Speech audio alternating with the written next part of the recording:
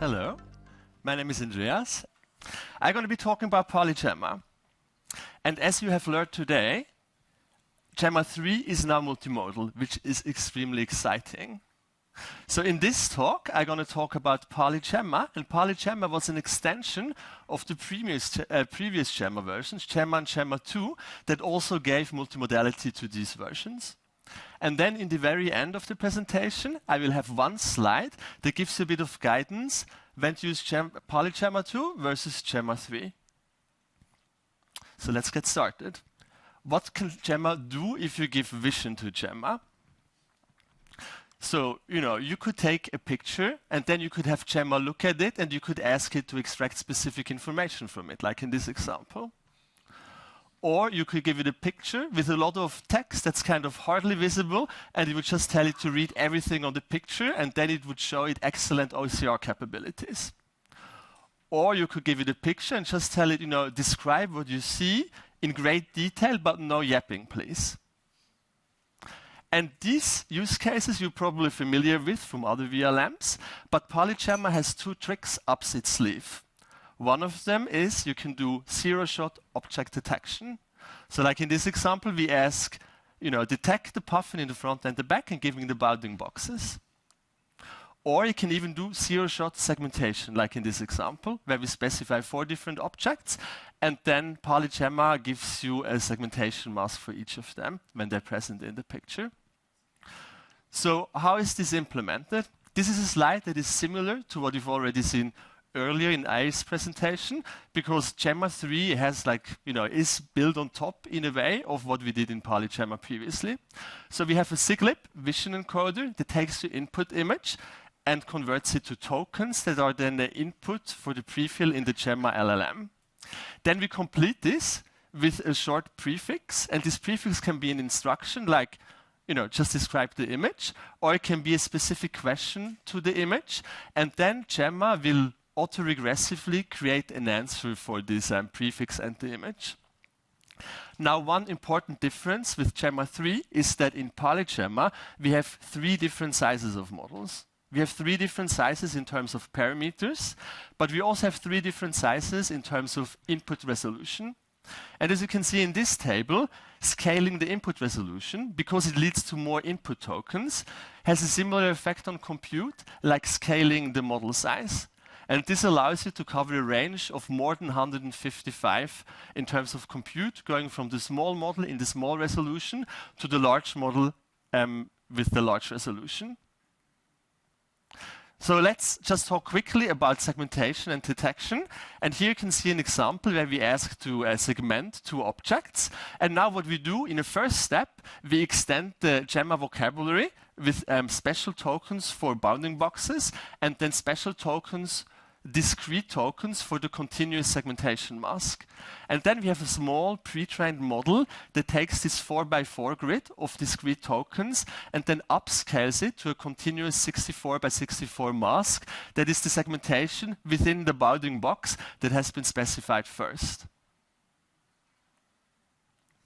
And then the main part of the PaliGemma recipe is really how do we take the pre-trained vision encoder and the pre-trained Gemma 2 LLM and how do we co-train them to adapt them to each other and learn things like detection and segmentation. This works by doing a long pre-training phase of 1 billion example on image text data that is augmented with both OCR annotations and also detection and segmentation pseudo annotations from teacher models. And then in the end, we have a much shorter stage 2, where we take this model and we upscale it to higher resolution with a similar mix, but slightly augmented in OCR data. Then, last but not least, you as a developer take these pre-trained models and you fine-tune it on your own data. And in the tech report, we give some guidance on how to select best hyperparameters for doing this. And then in the end, we publish PaliGemma with something that we call a mix model. And this is really a model that we use in demos and gives you a rough idea of the capabilities of the models. But, and this is crucial, in order to use PaliGemma, you really need to fine-tune it on your own data. You can do it on little data, you can do it on a small architecture, using LoRa, small model sizes, but it's crucial that you do fine-tune it. If you want to have a model that works great out of the box, use the Gemma 3 instruction tune checkpoint instead. And now, and this is a bit of a complicated slide, but after this we're going to get into some applications. So again, bear with me. Here we have a wide range of academic benchmarks. And then for every benchmarks, we plot on this plot, like the x-coordinate tells us how much does this benchmark improve by going to a larger model.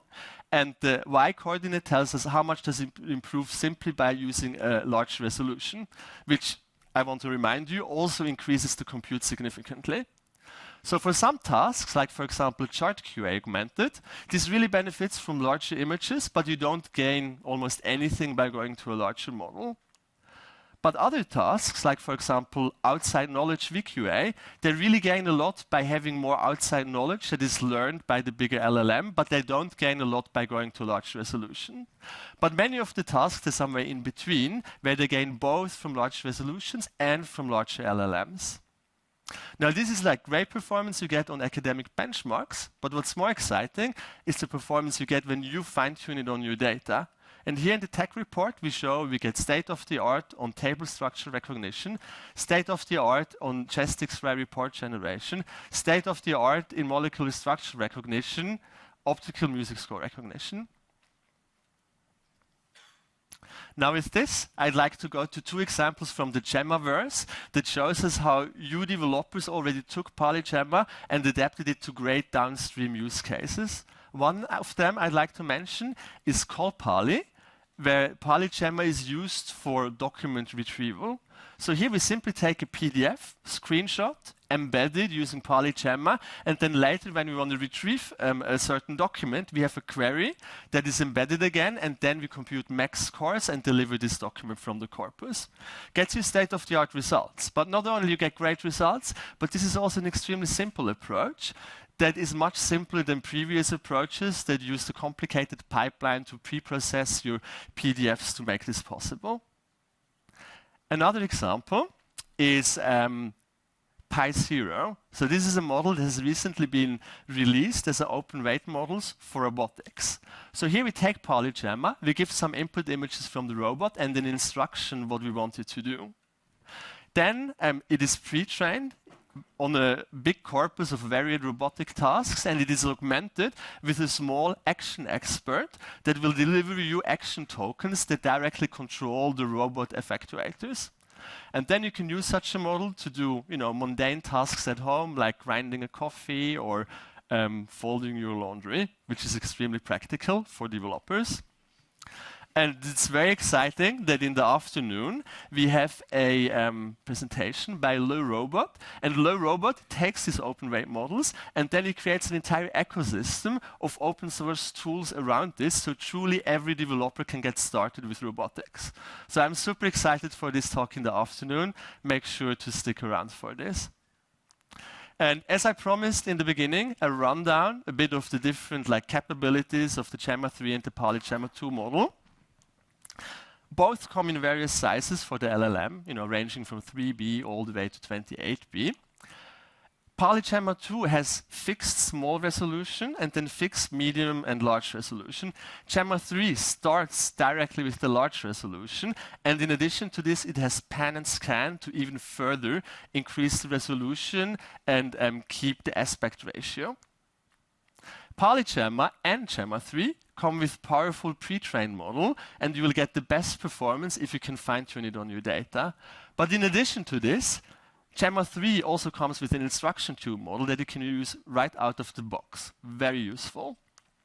Gemma 2 has detection and segmentation capabilities, which can make a big difference in your specific task. But this really depends what you want to do with the model. And Gemma 3 finally, it's like a best-in-class text-to-text model that retains all these capabilities. So you just need one model for multimodal applications and text applications, which is amazing. And it has amazingly long context, and you can even do interleave text and data for much more complicated use cases. Yeah, with this, just one last slide. If there was something that interested you, but it was a bit quick, make sure to take an image here, go to this link, and there will be links to all the technical details that I talked about. I'm also happy to answer any questions. Andre and Michael are also here at the venue. Make sure to spot us and come with your questions about PaliGemma. And unfortunately, Xiaohua, Luca, and Alex couldn't make it for today's presentation. And with this, I'd like to thank you for your attention.